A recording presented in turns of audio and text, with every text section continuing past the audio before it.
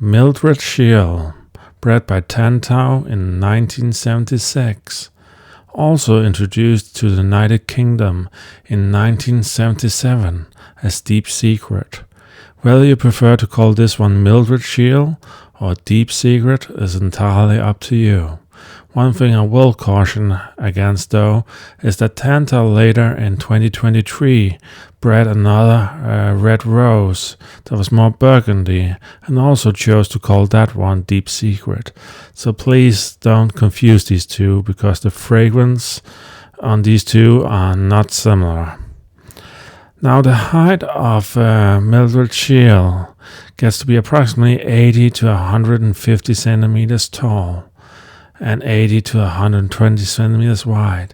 So it is a big rose. How big it gets very much depends on how well you keep it down and how you cut it.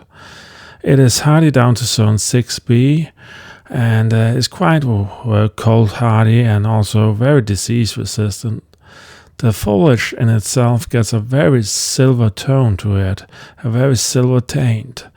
And what about the fragrance on this rose? I absolutely love the fragrance.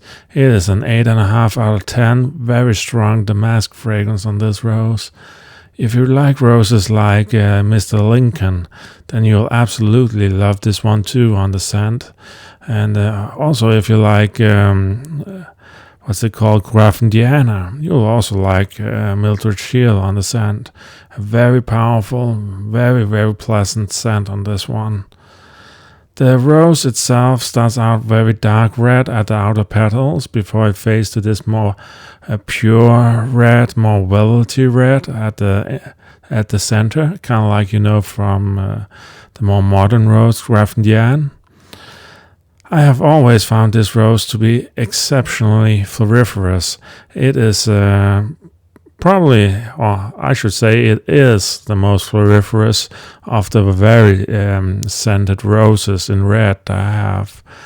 It beats all the others I have that are extremely scented, and this one tends to give me flushes of like 12 flowers. Many of the others only give me flushes of 4.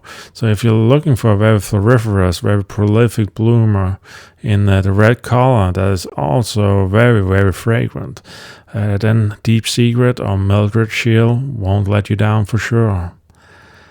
As you can probably guess from my latest few weeks of raving about this rose, it is a rose I've grown to like a lot.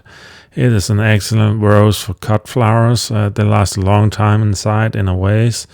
They're really, really fragrant, and I honestly think it is so beautiful to look at that pure velvety color up against the silver green foliage and that more dark red outer edge it gets.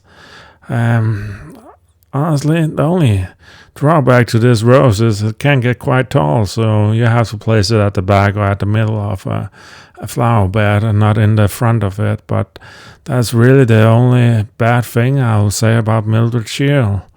I have not had black spot on it. I have not had rust. It has been very, very disease resistant and a lovely rose.